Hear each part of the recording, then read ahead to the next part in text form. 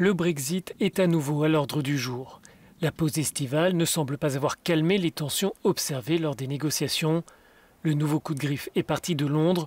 Le gouvernement britannique devrait présenter cette semaine un texte qui pourrait annuler certaines réglementations concernant la situation en Irlande du Nord.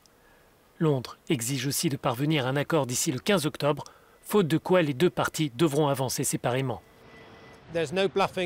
Il n'y a pas de bluff de notre part. Le Premier ministre a toujours été clair. Nous ferons tout pour parvenir à un accord de libre-échange proche de celui conclu avec le Canada. Mais s'il n'y a pas d'accord, nous quitterons les discussions et nous ne prolongerons pas la période de transition. L'idée de revenir sur l'accord de sortie du Royaume-Uni a provoqué la stupeur et la colère dans les institutions européennes. Depuis le début de ces négociations, l'Union européenne est engagée de façon constructive et de bonne foi avec le Royaume-Uni. Nous sommes pleinement concentrés pour obtenir le meilleur de ce nouveau tour de négociations. Nous partageons le souhait du Premier ministre britannique de parvenir à un accord rapidement. L'inquiétude est palpable au sein de la classe politique irlandaise. Nous avons déjà un accord, il s'agit de l'accord de retrait. Il a été approuvé par Westminster, la Chambre des communes et la Chambre des lords ont aussi voté favorablement. C'est donc un engagement international contraignant. Je ne vois pas comment on peut remettre en cause des accords avec des menaces politiques. Le fait est que de bonne foi, le Royaume-Uni a adopté cette législation sur l'accord de retrait, comme l'a fait le Parlement européen.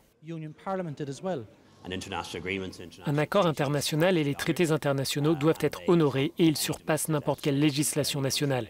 Et cet accord existe pour s'assurer de ne pas voir l'émergence d'une frontière physique entre le Nord et le Sud, ce que nous voulons tous éviter. Les négociations se poursuivent entre l'Union et le Royaume-Uni et nous espérons voir un accord avant la fin de l'année. Il ne fait aucun doute que les négociations sont au point mort. Ces annonces britanniques vont-elles pousser Bruxelles à faire des concessions ou au contraire, ce que craignent certains, est-ce un ballon d'essai pour préparer les esprits à une issue sans accord? Les pourparlers reprendront ce mardi à Londres, mais le temps presse et les esprits s'échauffent. Dans ce contexte, la perspective d'un compromis semble plus éloignée que jamais.